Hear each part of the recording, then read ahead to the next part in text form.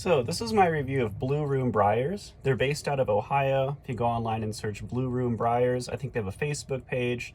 They might have other social media, but their website I think is really great. Just wanted to show what my order experience has been like so far. And of course it's coming from the perspective of someone who's been buying a lot of estate pipes. Like I've been buying estate pipes that are in really bad condition and trying to restore them, trying to renew them. And so I've learned a couple of the techniques, have the buffing, sanding, reaming, that kind of thing, trying to figure those things out. And I have a couple of specific things that I really like about Blue Room Briars, and I think is actually a lot better than my experience with SmokingPipes.com. So as we all know, Smoking Pipes is kind of the gold standard for, for a lot of this pipe stuff, especially with estate pipes. My first estate pipes, I didn't buy from there, I bought from my little store that I have here in Spokane. Called Tobacco World, which they're great, and it's really nice because I can actually see the pipe up front. But of course, with SmokingPipes.com, I can't see the pipes, so I have to have them sent in from Smoking Pipes, of course. And what I've noticed so far is when I buy things from Smoking Pipes, let's say I bought this Peterson Aaron 999, which is kind of a bent Rhodesian.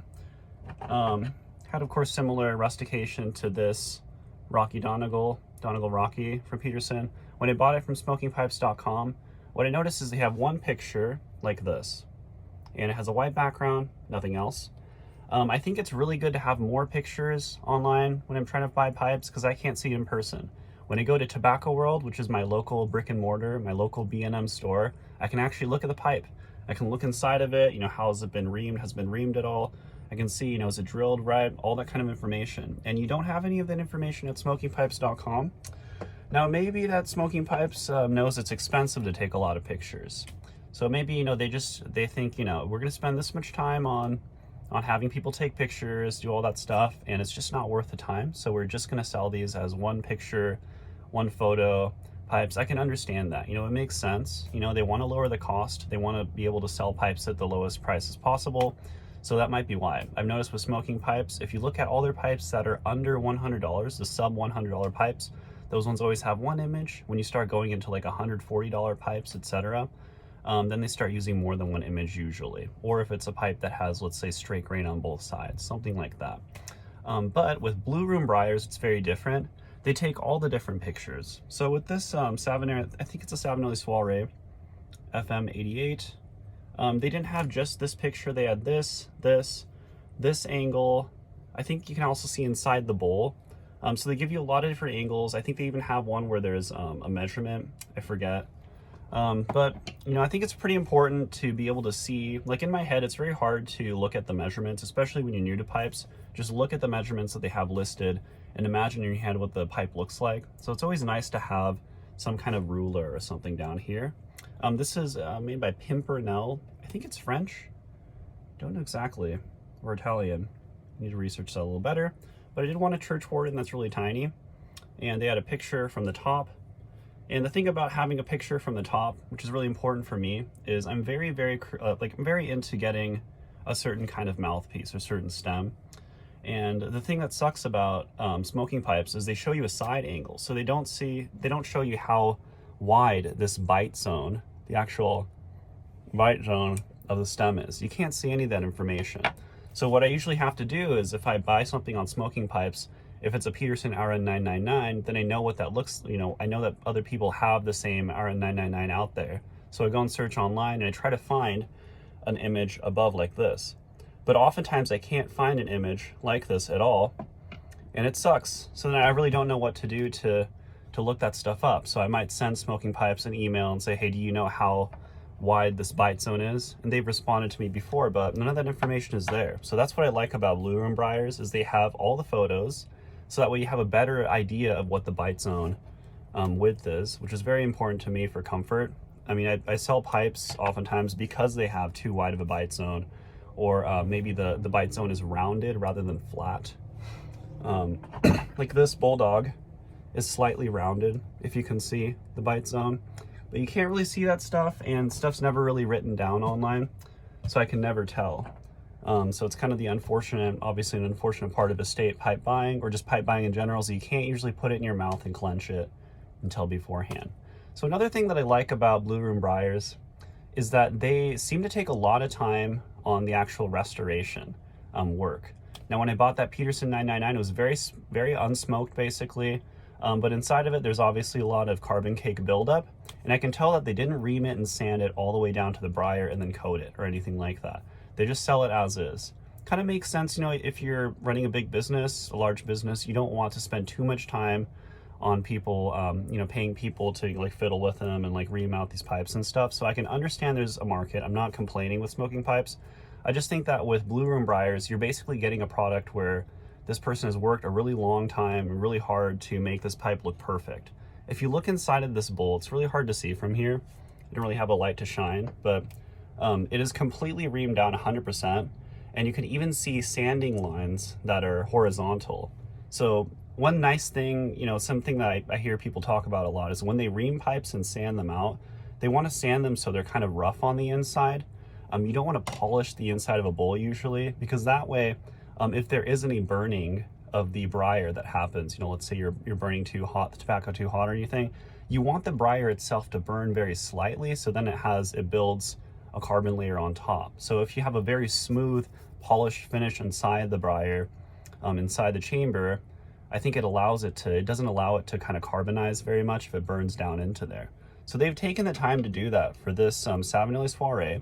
You can tell how it has burns here. They didn't completely sand off the rim, which is kind of understandable. I can see why they wouldn't do that. However, they spent the time on the inside to completely ream out all the tobacco. And even if I look inside really carefully and I see down the hole to the draft hole itself looks raw. As in they probably also reamed out, or they drill bitted out the inside of the draft hole in order to get all that gunk and crap out of there. I've never seen that with a SmokingPipes pipe before. I don't think they have the time, or that's just not their expertise, is like actually going through the entire full restoration process. But the full restoration process is specifically what I see with these two pipes, at least from Blue Room Briar. Same thing with the stem. It's incredibly polished. Now I have a polisher myself. I'm still in the process of buying this reaming tool for reaming and trying to figure out sanding. I think with sanding, these ones look like they're actually sanded after they've been reamed fully down to the briar with some kind of like rotating, some kind of tool that rotates, maybe a Dremel type tool. And so it's very perfect and very precise. And the chambers, if I put my finger in, are completely round. They're basically brand new. They're brand new pipes on the inside. Same thing with this one. And this pipe that my uncle found, it's just an estate pipe. It's made by, what does it say, Lunar, Spain is a stamping. So I'm trying to do my own restoration on this. If I put my finger in here, I can tell it's out of round. And because I haven't completely reamed it down to the briar. And then finally, they also put their own coating on the inside. So when you buy new pipes, sometimes you stick your finger in there, you look, and it's just got that black carbon coating. It looks like they've done it here, and they painted on the carbon coating incredibly well. It's incredibly professional and perfect looking. So it's very impressive, and they sell these at like very standard prices. This was maybe, what was this, 50? I forgot if it was 50 or 60 per. Let me find out here. Exactly, $60 per pipe. And they obviously put a lot of time and effort into this stuff. I can find this type of pipe, you know, this kind of level, this grade of estate pipe. It's not necessarily a name brand, but I can still probably find it online for like maybe $30, $20 somehow if I spend enough time on eBay. And yet I'll never find this quality of workmanship in order to make this completely nice looking like this. They put a lot of time and effort into the restoration. Same thing with the Savinelli. I mean, it's a Savinelli, right? Brand name. So I go on eBay, Etsy, etc. Going on the sites and looking for a Savinelli brand name pipe, I'm probably going to find them for at least 50. Like you can't, since it's a very name brand product, you know, and to me, $20 of work into this pipe, that's like, there's no way. They put a lot more to me, I think. I don't know, to me, it's like I could buy this pipe for $80 for $100 because of the amount of work they put into it. To me, the value of the work that they put into it, the expertise, I've never seen like a restoration done this well yet. Maybe I'm just very new to the game, so I'm not aware of what, what the standards are for restoration, but they're very, very well restored. And it's very interesting to me to see these up front, up close, so that way I kind of have a bit of a standard, a gold standard to look at and to try myself. So hopefully I can do the same thing with this. And this is a Dr. Graybill Royalton. You can buy these new for like $44, but my uncle found it as an estate, at an estate sale. And I'm trying to do, replicate the same thing. So hopefully I can do the same thing where I can sand and ream completely to precision the bowls like that.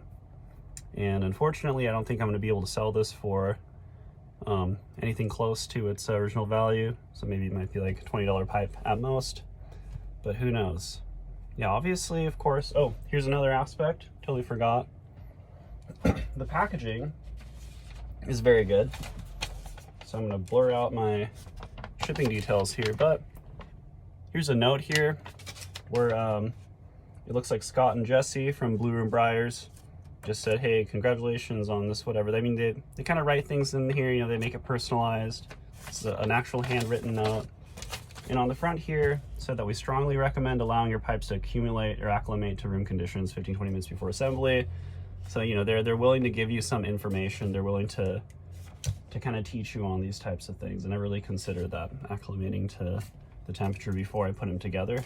When they ship them as two pieces. So I mean, that's attention to detail. These didn't come completely fully one piece. Like when I buy a pipe from Smoking Pipes, they came as one piece. These were taken apart. Each piece of the pipe is completely wrapped in bubble wrap. Completely very taped, very, very delicately. And then of course put inside of a bag like this. They put their little card here.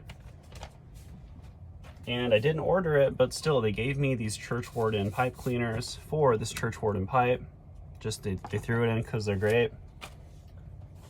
They have a little flyer for a pipe show. Maybe I'll go to Columbus, Ohio. They give you these little pouches that are very wide, which is nice. I've noticed with my bent pipes, the standard, standard kind of thinner shaped bag doesn't really work. I always end up putting the pipe inside the bag and kind of folding it up anyway before I put it inside of my leather case, which is kind of hard, so that way you don't get any breakage or snapping on the stem if anyone were to push on the bag funny. Comes in a box like this, or came in a box like this, very rigid, so there isn't any bending. And of course, after they packed everything in, they filled it to the brim, to the top with packing peanuts. So rather than just some paper packaging or something like that, packing peanuts all the way to the top, so you can tell nothing's shifting around, everything just stays put in place. So the packaging is, higher quality than what I've seen from Smoking Pipes. Smoking Pipes, they just put in some paper, usually just a smaller square package. They probably needed this kind of box for the church warden stem, but they work very hard on this. I think they're very very good at what they do. These little details that I'm seeing are very much what I'd like to be able to do myself as I'm selling pipes on eBay, places like that. So it's a good example for me to follow. And what else? So obviously it's a small business too. Smoking Pipes is a giant. I'm not saying it's bad to be a giant company.